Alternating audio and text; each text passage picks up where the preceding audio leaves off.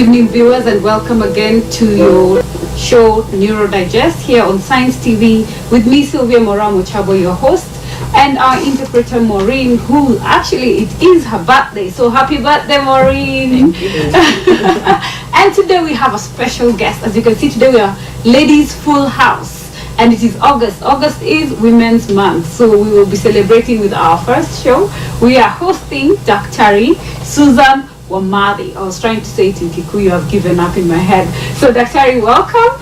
And today we will be discussing neurodevelopmental challenges and behavioral challenges and how rehabilitation and habilitation is done, courtesy of Dr. So Dr. has just come back, so we are the first to host her, so yay! But anyway, that's just me and my excitement. Let's hear from Dr. She will tell us about herself in detail, and then we'll dive into the educational part. Karibuni, don't forget sending your questions on 2058. I'll repeat that, 20508. So send in your questions. Also join us on social media, and you can pass in your questions over there, and we will be sure to engage Dr. and give feedback right back to you. So welcome, Dr. Thank you very much, Sylvia, for having me here. It's a pleasure to be your first lady, so to come to your show. I'm happy about that. So as you introduced me, my name is Susan Wamadi. I'm a developmental pediatrician, and I have just come back from Canada, where I trained in developmental pediatrics at the Holland Bloorview Kids Rehabilitation Hospital. Wow. And it was great being there. I learned a lot. You learned a lot. Yes, I did. So you started from here, then you went there, or you've done all your studies out in Canada? So it's been a journey. So I started my undergrad in Alabama in the States. Okay. And then I went to St. George's University School of Medicine in Grenada, and then we do some rotations in England. Then I came back to Kenya to do my master's in medicine in pediatrics and child health. Okay. And then the opportunity to go studying Toronto came, and which I took, and thank God for that. Power to the women, go get her right there. But like they say, when the tenzi naomo marejoni nyumbani. So you've heard she's been to the US, she's been to the UK, she's been out in Canada, and she's back home. So we're sitting with a lot of wealth of experience from every side of the world. So for your questions, please, opportunities come once, just like current, it passes only once. So be sure to send in your questions. So Dr. Yes. Please elaborate to us. So you are a pediatric neurologist, in summary. No, it's a bit different. I'm a developmental pediatrician. So what Okay. we do in terms of our training is we're learning about how to support children of all abilities, and that's mostly childhood disability. And what it entails that you're training, you do some rotations in neurology, you do some in psychiatry, others in genetics, and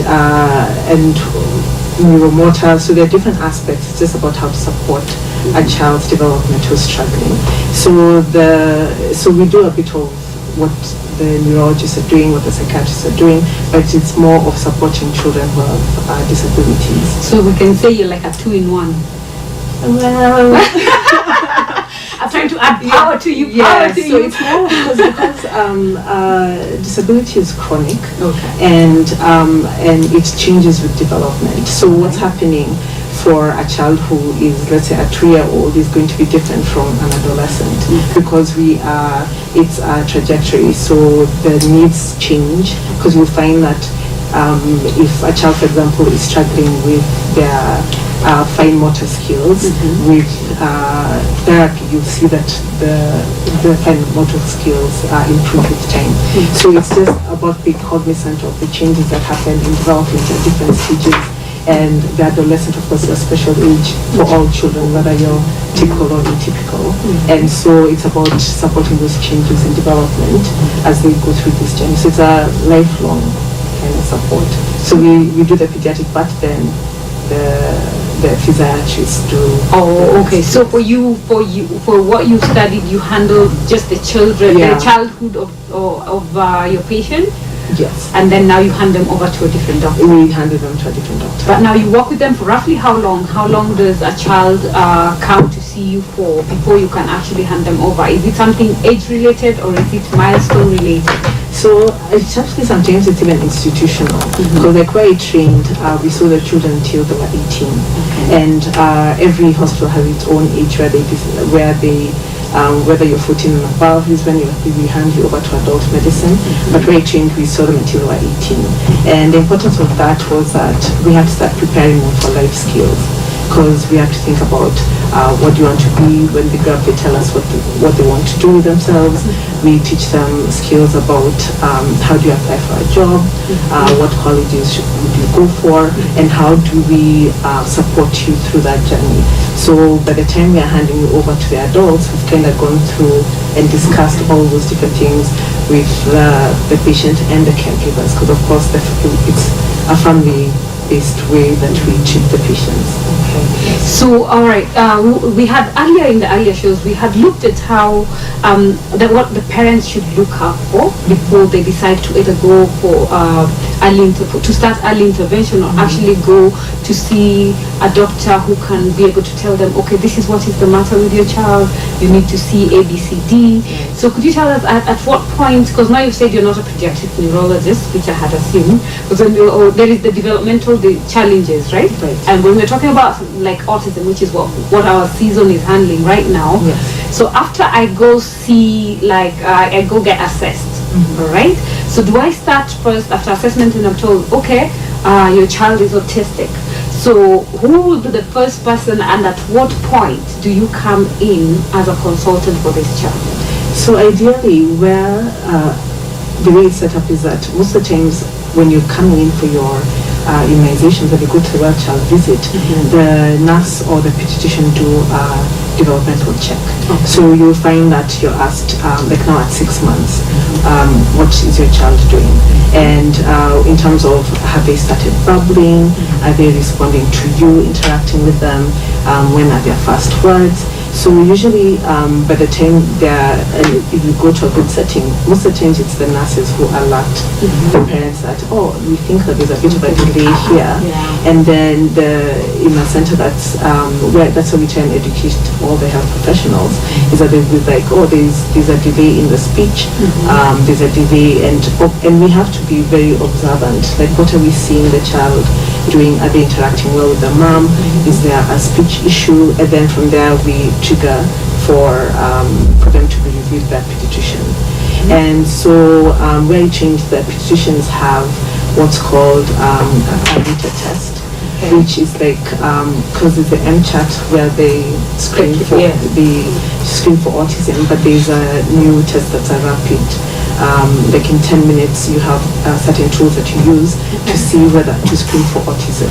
Because the issue before was that how long will it take me to fill out all these forms, but now through people are being trained, at least in Canada, on how to do the RETA test. And it's fun stuff because it's a play-based kind of thing, where you're presenting like an image of, let's say, a baby's picture in a train track, and then seeing what the child is preferring, and then that way it alerts a pediatrician. And within those 10 minutes, I think it's a child who needs to be seen. But okay, I'm trying to look at that 10 minutes. I remember I had to leave my children for 2 days. Like, come drop the child for 2 days for the process to be done. So are we saying we're behind? No, it's because things are advancing, because people are doing research. They're trying, because we know that early intervention gives us good outcomes. So people are finding like, how can we catch these children early? And so that, so it's a new test that it's a screener. It's not, so you can screen for something and then go to the developmental pediatrician to get a confirmation. And the important about the screener is, because most people have busy offices, because they were trying, I think the researchers were trying to find ways to make sure that the child is screened for autism.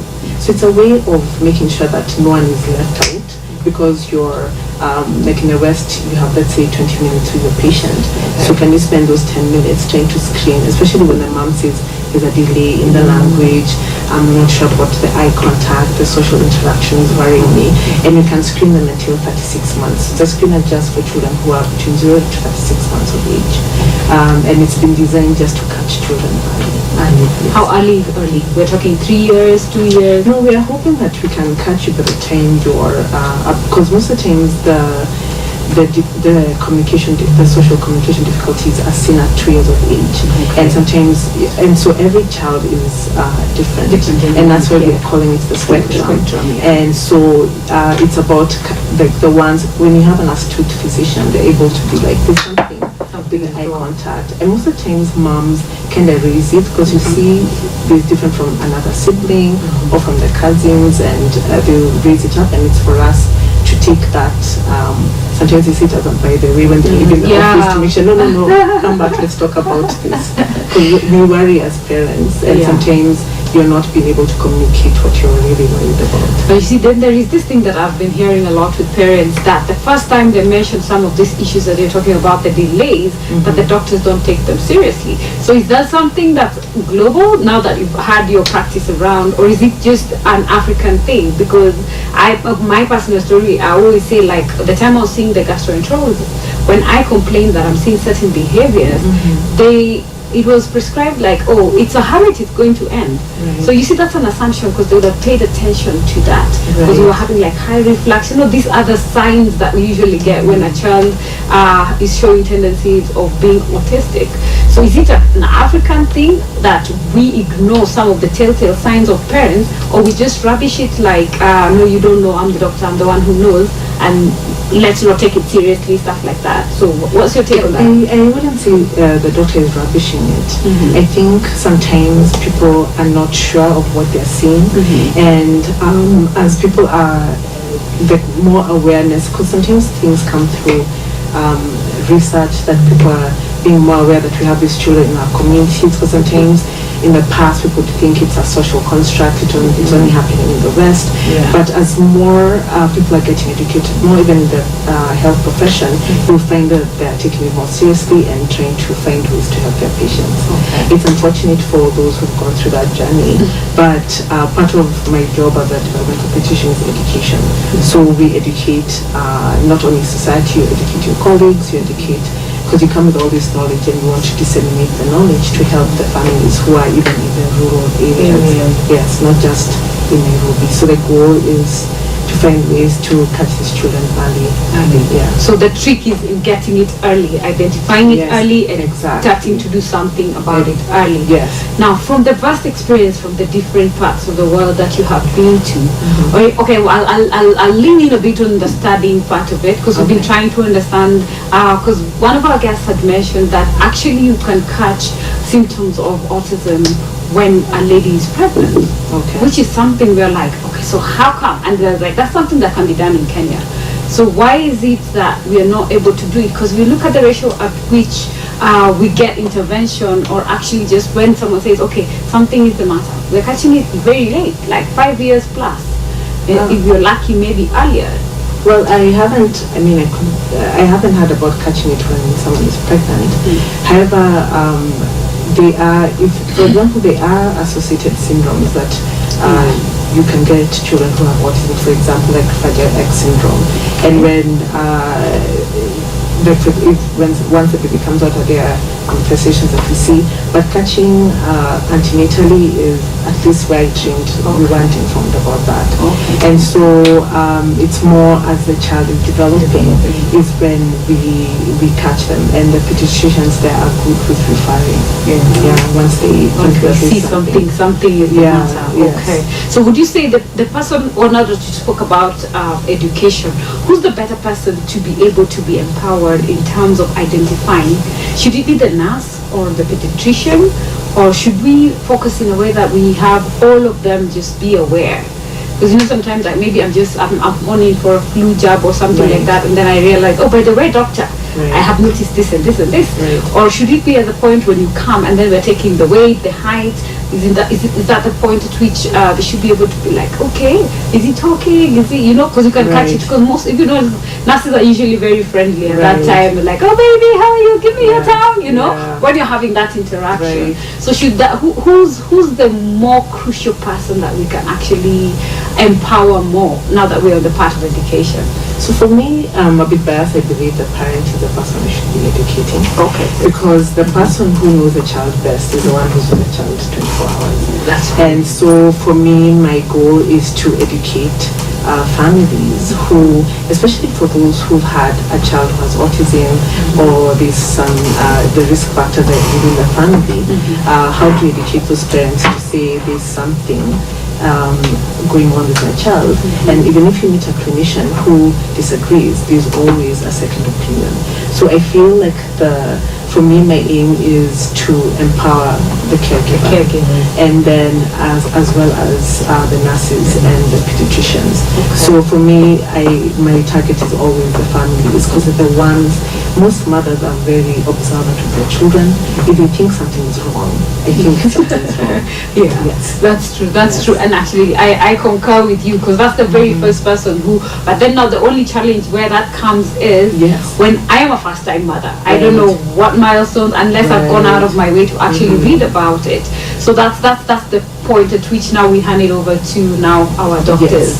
So that means all of us actually need to be able to learn and at least take caution when we see something is just not quite it. Right. Now the one question that I've been dying to ask, is able to learn and at least take caution when we see something is just not quite it. Right. Now the one question that I've been dying to ask, is now when you're saying developmental, there was developmental. Yes. There was behavioral, right? Do they go hand in hand, or it's either or? So it's the same brain, so I say they go hand in hand. Okay. Because development has different domains. Okay. So there's the gross motor domain, which is like, are you walking? Are you able to climb stairs? Can you go down the stairs? And then there's a fine motor, which is use of your hands and being able to help, like self-help skills. Can you dress? Can you use your spoon to eat? And then there's the social domain, and that's where we interact with each other, and that's where like social and communication. So it's social communication domain. And then there's the adaptive skills. Like, are you able to like cognitive, like the way like your cognition with like your intellect? Are you able to know that I can use this spoon to do this? So there are cognitive issues. So development includes different aspects, and behavior comes in with what is the function of that behavior. If a child is behaving a certain way, is it because there is something emotionally that's irritating them? Is it something that's physically that's irritating them, or is it an emotional thing? So that's behavior stems from what else is going on internally in the child.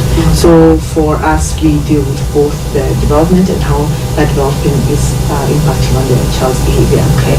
So if I hear you right, there's some behaviors that should be like a light bulb. If you see this behavior or if it changes, then it should tell you there's something going on and needs to be looked into. All right. So could you just highlight for us, like what kind of behaviors are we looking at? In terms of behavior, when we say, okay, there is a change, like an example of what kind of change. I'll give you an example. I've been very worried that right now my son changes his clothes every 3 days. No, not 3 days, I mean 3 hours. So like he will just come and you see he's undressing and I'm like, dude, you're supposed to be dressed. But when he decides, I don't want clothes, I don't want clothes. And then it can be very embarrassing. Sometimes you can walk in and you're like, okay, dude, what's up? So you see, that's for me, it would be like, okay, something is, because it wasn't that before. Then we're having this issue of like sleeping pattern. Like you're supposed to be in bed at 9 latest. But then even if I put you to bed, even if I threaten, even if, all the things we try, and he's just not falling asleep, and he'll just be looking at the, and talking to himself. So when we're talking about behavior, is it that, or is it more than that? So like in terms of neurodevelopment, children who have and it's just the way the brain is wired, because it's just a different type of brain and how they perceive the world. Sleep is actually a major issue. And so we have children who have difficulty falling asleep, and then there are those who wake up in the middle of the night. And so at least what we're doing in Toronto is that we evaluate your sleep. Are you having difficulty in sleep because of some medical issue? Meaning, are you having obstructive apnea? Like we do like sleep studies, and from the sleep study we're able to try and figure out what is the cause of the problem with sleep. And we give melatonin, which is a natural hormone, which helps with sleep latency, meaning the fast, like when you're going to bed, you take it like half an hour before, and then that helps the child fall asleep. Sometimes they wake up in the middle of the night, and sometimes we give a smaller dose of that time to help them keep them asleep.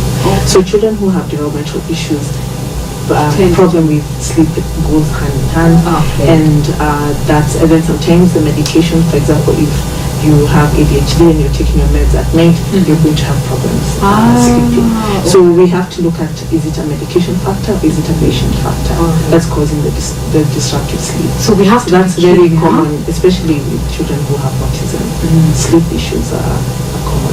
Okay, you just throw me like thousands of like, I'm not like, okay, what have we changed? Right. I'm just analyzing that story of like, okay, what has changed in my house? Why are we having this?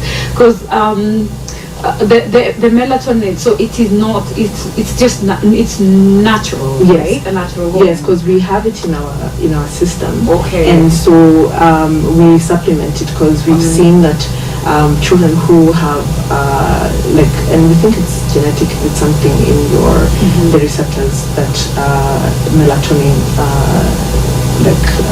interacts with, are they the reason why you're having difficulty with sleep? And so we find that melatonin actually works really well for some of our children, and so we tend to give it to help with sleeping. But that should be under doctor's prescription. Yes. I think it's important. I mean, because people, like in Canada, you get it over the counter. Okay. They sell it over the counter, but then it's advised that at least your doctor is aware that you're taking it. And especially if you have other medications, you have to really weigh and know if it's going to work. Okay, we're going to give Dr. Tari a break. That we've given her a lot of work to do. We'll take a break. And remember, we are waiting for your questions on our SMS number, which is 20508. So SMS your questions so that we can ask Dr. Susan here, and then we will be able to get educated and be able to take care of our families better and look after our children better, because that is the essence of why we have Neurodigest, so that we can explain all these difficult things and all these behaviors that do not make sense normally. But then when we have guests who are very knowledgeable from every part of the world, and she has been able to experience different ages and different areas of the spectrum. So we're speaking from a point of knowledge. So we will be with you shortly. Don't go away. We'll be right back.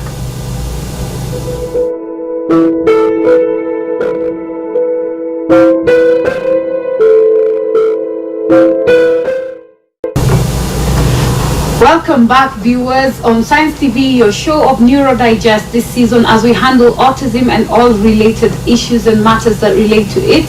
Today we are privileged to have Dr. Susan Wadmati, who's a development pediatrician.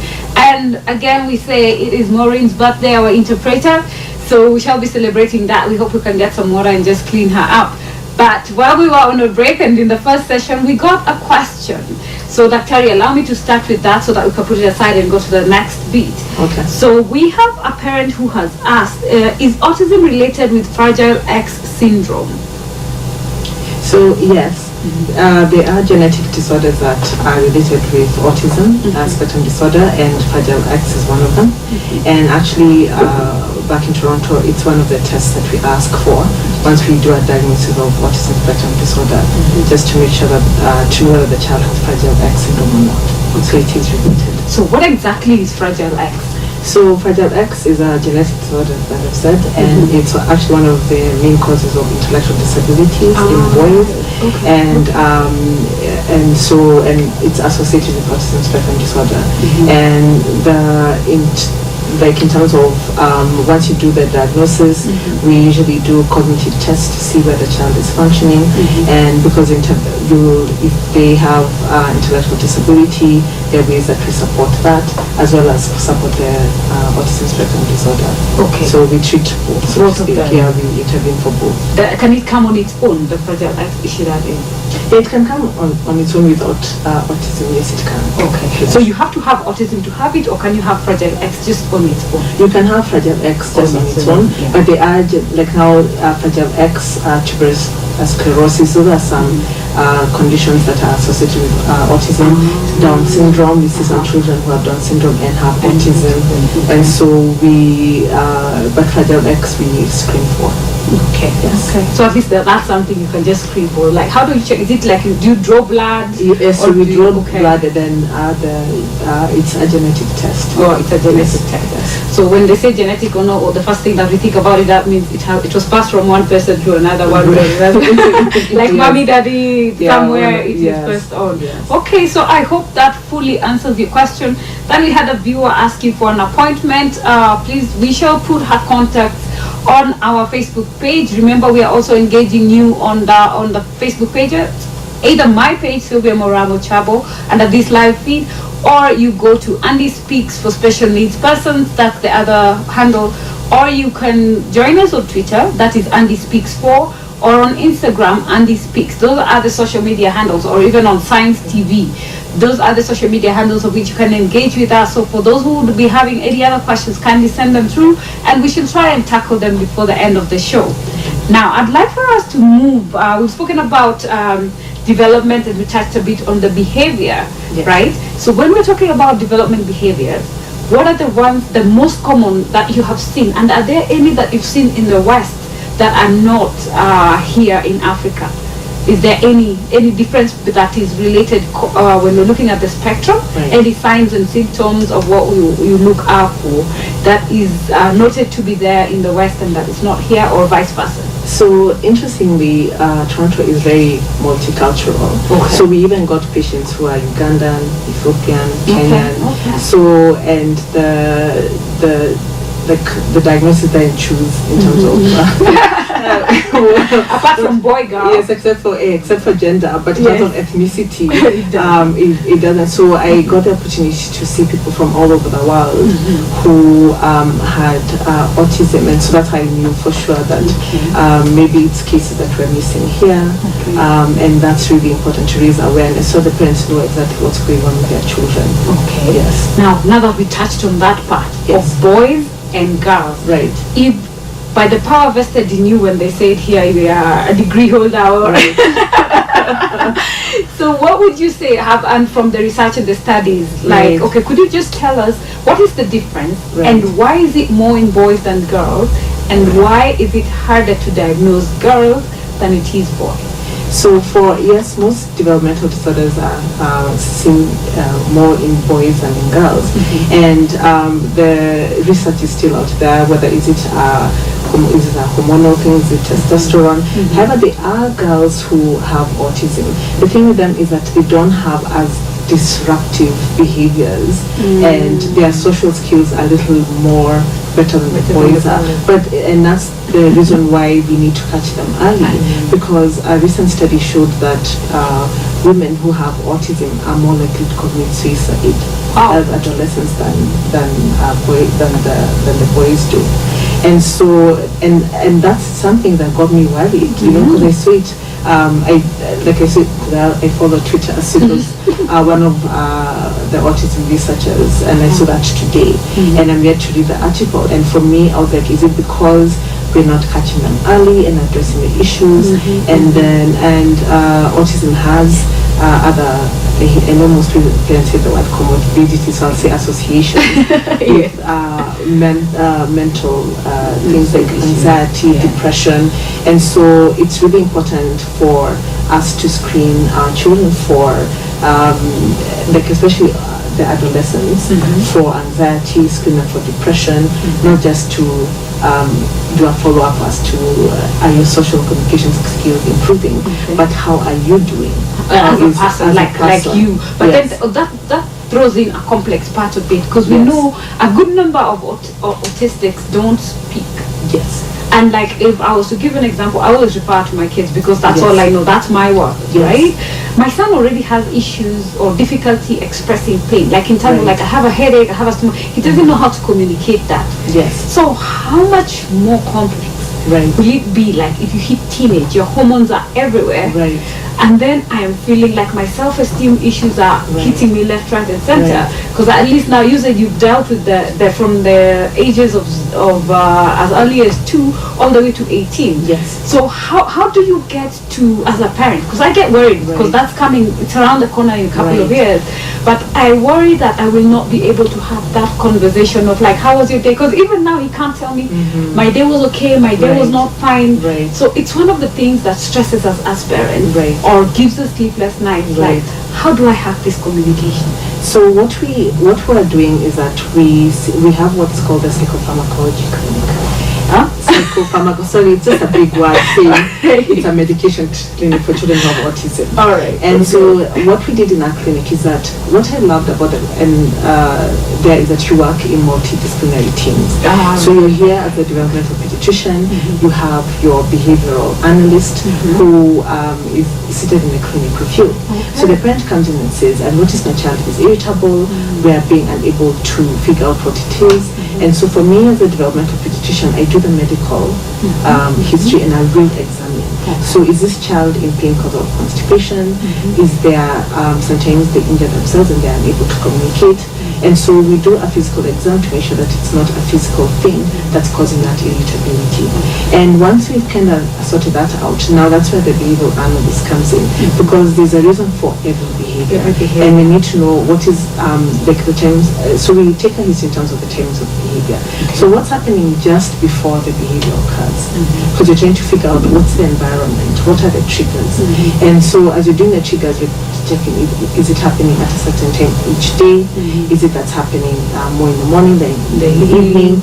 Is there an activity that the child is doing before the disruptive behavior occurs?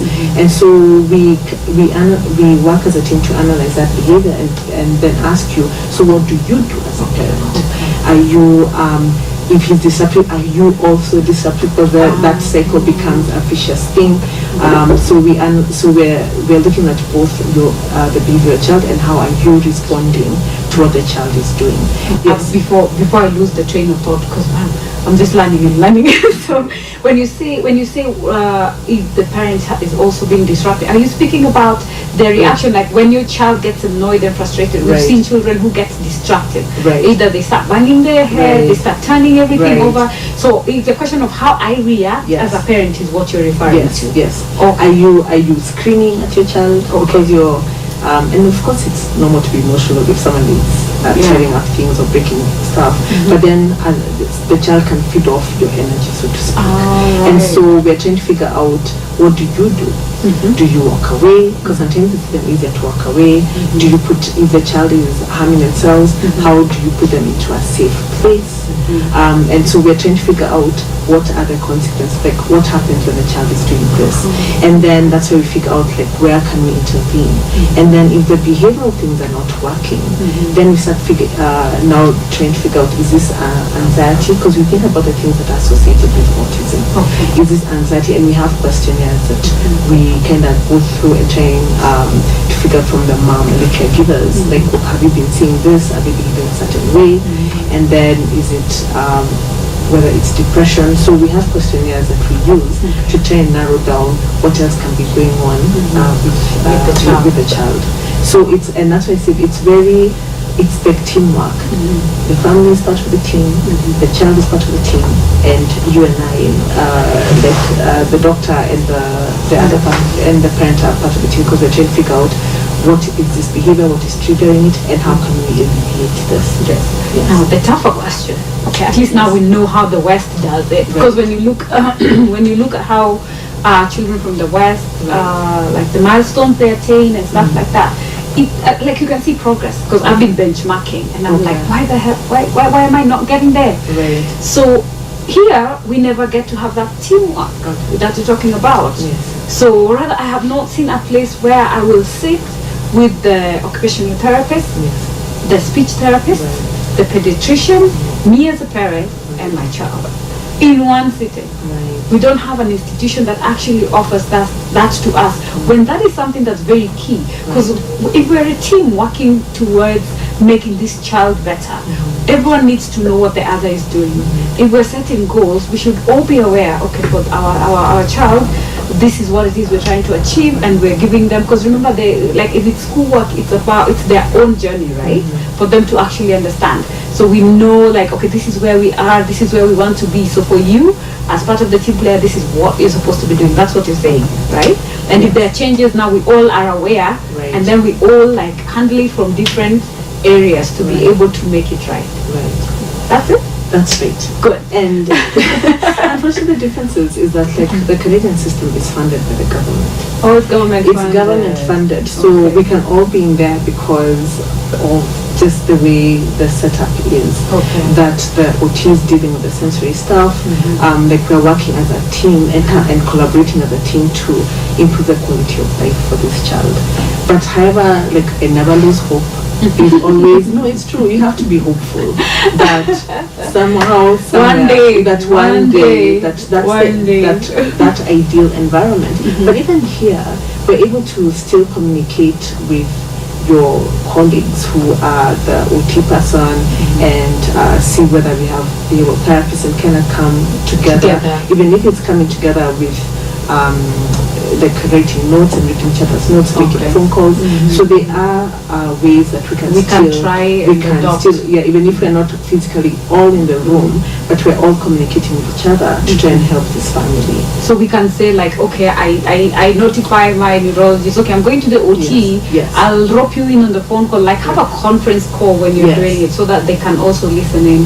Okay, parents, there you have it. That's one way of actually having the entire team handle the situations. And when you see behaviors that do not make sense, that is one thing. Make sure you check with the entire team. Remember, for those who don't raise autistic children, that is exactly what we have to deal with, because you have to have all these therapists and doctors so that you're able to give the child the best service, so that every aspect in their development of their life is actually served well, so that everyone says this is what we intend to do, this is what we're doing, which I think is one of the things we hope our dear government will be working on for us to be able to get there, because she clearly stated in Canada that is government funded, and that's why they're able to sit in a room and all of them actually work towards the patient at the same time.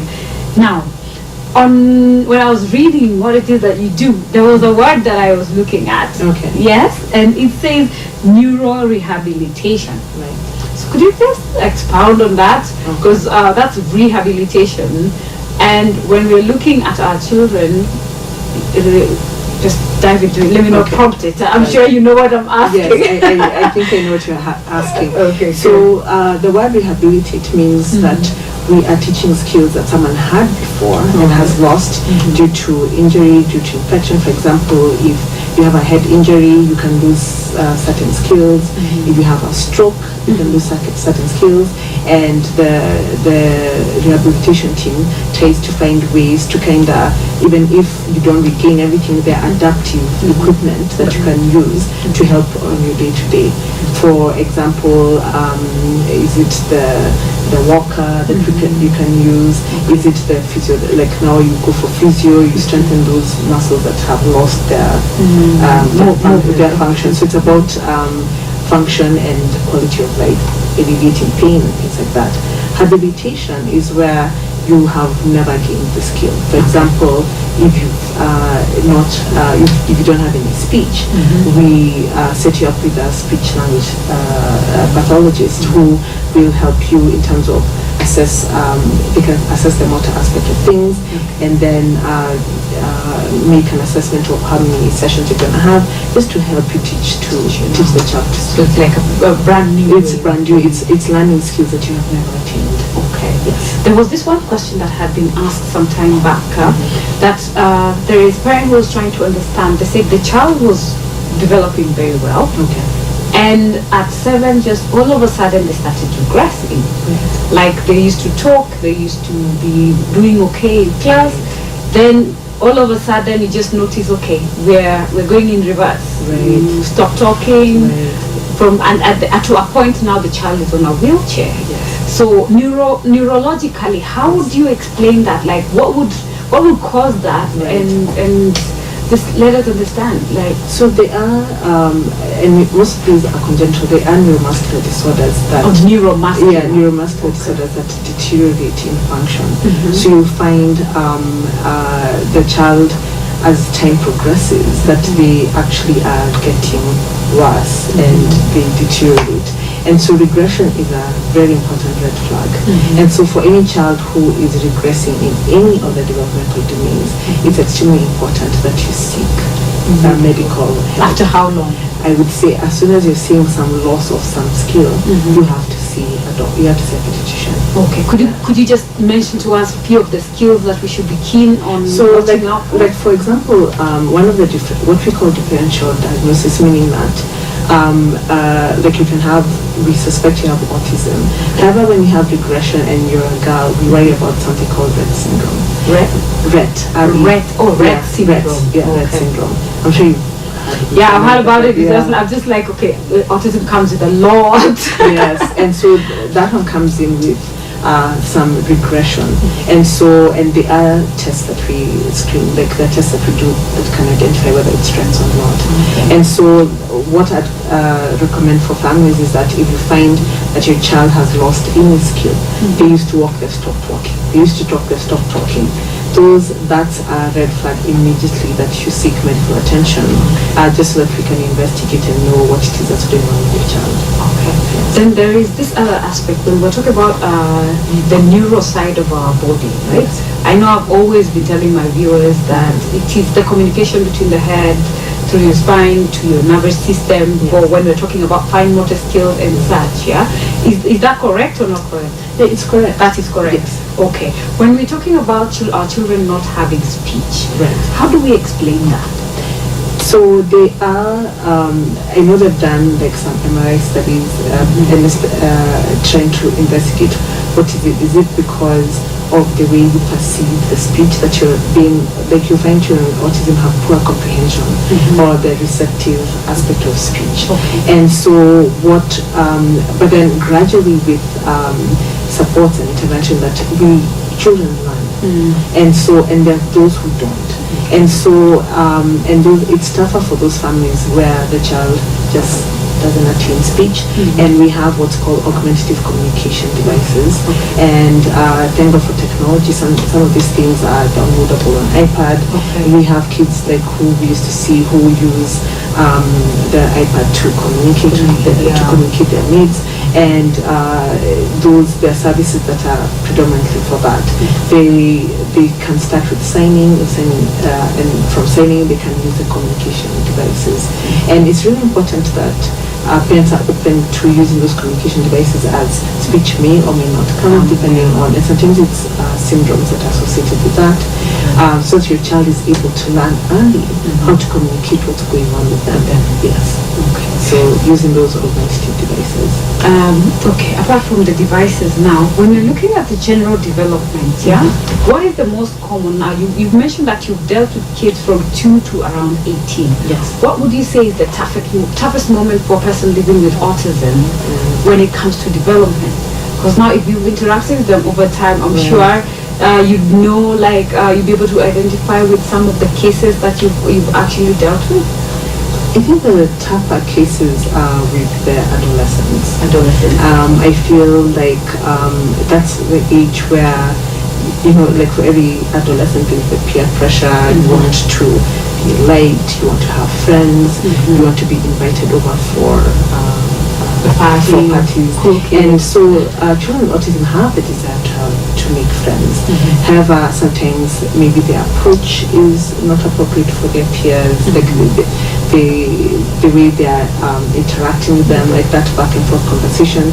Sometimes they are restricted repetitive interests. For example, we had a child who was into coins, and all he talked about were the coins, and so you find that their peers are not as patient and with that. So for me, I felt when I was seeing them that was a tough age, because they want to be accepted we want to have friends, and I thought Adolescent was tough. Was a bit tough. It freaks me out. I will not even lie to you. Every time I think about adolescence is around the corner, and I'm like, okay, is there any magic potion we can take for speech to come?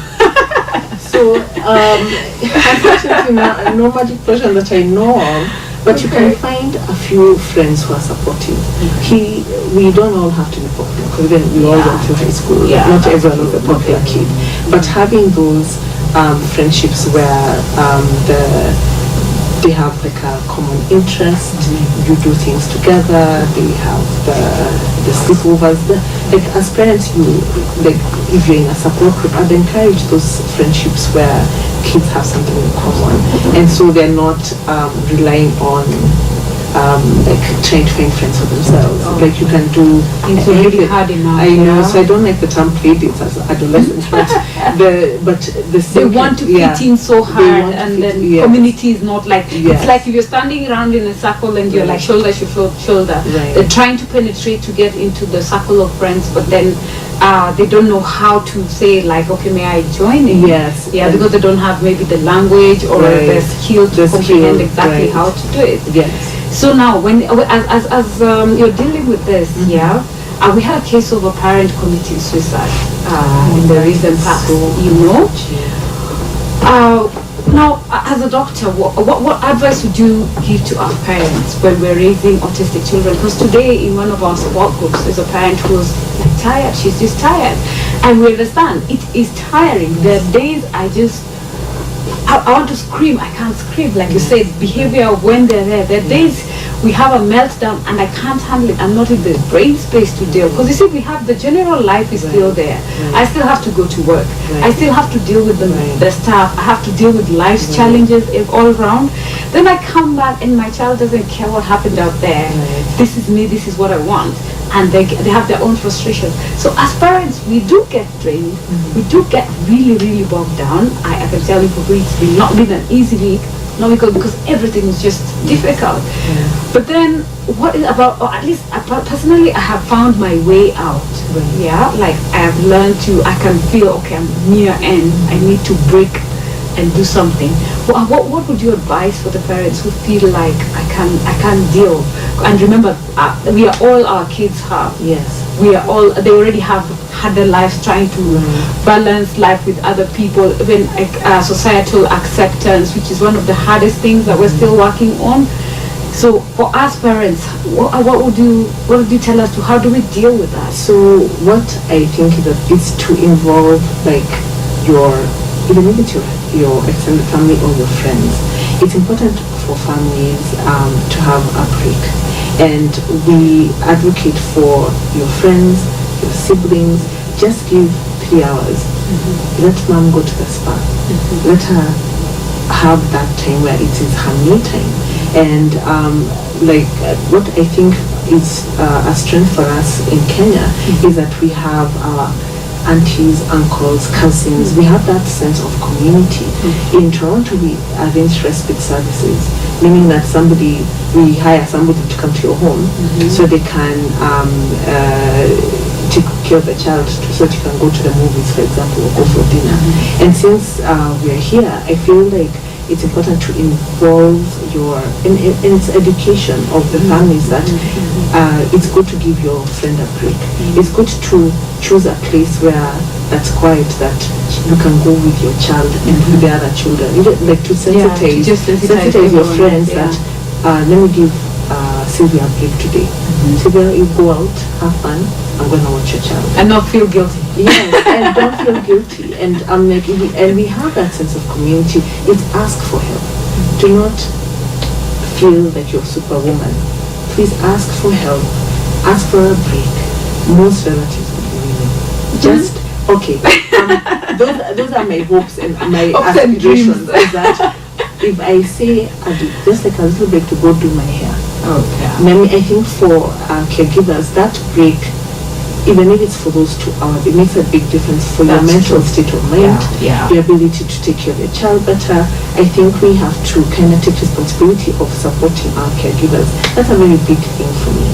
Because I'm like, if a mom who is refreshed is a better high supporter. A father who is refreshed is a better support system. And so watch the child for a little bit. Just ask for help. Yeah, but you see, the challenge comes in, you'd like to ask for help, but these people need to know, or rather the people around you need to understand your child. Yes. Because most of the time someone will say, okay, I'm ready and willing, then the minute you bring the child, because of some of these developmental behaviors that we are talking about, then they go like, what just happened? You know, like, I've never seen that in my life. And then they can't stand it for a long period of time. So that, I think, speaking from a parent's point of view, you analyze this, even if you have the offers, there is that critical part of, will they handle, like if a meltdown happens, what would they do? So, like, for me, if you involve your friends in your child's life, you get what I'm saying? Have them come over, because every relationship is based on trust and spending time. Yes, that's right. And so it's almost like you have to project ahead. The time that you have people come over to your home, interact with your child will kind of get used to them. And that way, that when you need a break, someone who really knows and has seen how you've handled the meltdown, how you've handled situations. So have people involved in your home. That way you have some, it doesn't have to be everyone, but people who you know you can trust with your child. It's where those relationships are already formed. Okay, and siblings? So the sibling to the... Sibling too, because you know sometimes sometimes I look at, like the two kids, Andrew and Bradley, because they're just back to back. They're like inseparable, right? They have each other's back, but then they're still at the same time, they can be the worst of enemies and very competitive. Yeah. Then we have Daniel, who is at a different point in life, who's developing differently. Wants to be a teenager because he's in that space. He wants to be his own person.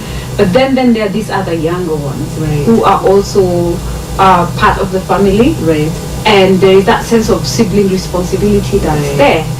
So does that ever get to affect, like, will their development, like for the two who are close to each other, one is ADHD, one is autism, so now we're back to now behaviors and development, does it affect that relationship? And even the ones who are matured, do they get affected by the fact that there is a special child in the family? So they actually do, in the studies that have looked at siblings who grow up, but most of the times they are protective and loving about their siblings. And however, we had a family where the girl wasn't, but like 3 years apart.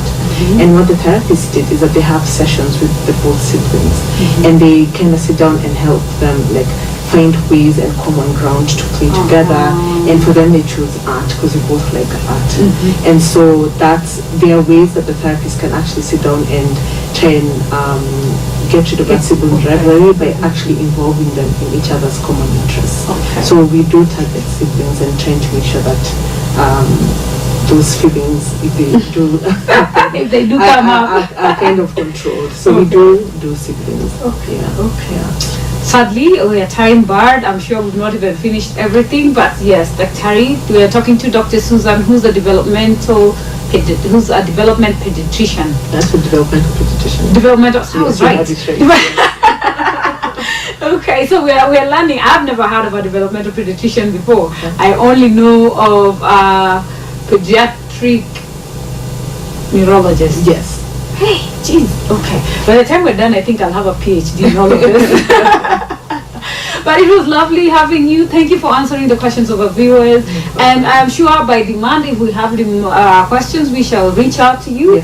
All the questions you can talk to us on our social media pages, and we shall pass them on to the doctor. And keep your watch on Andy Speaks for Special Needs page, because that's where we have continuous discussions as we discuss what we'll discuss today. What do you feel we left out?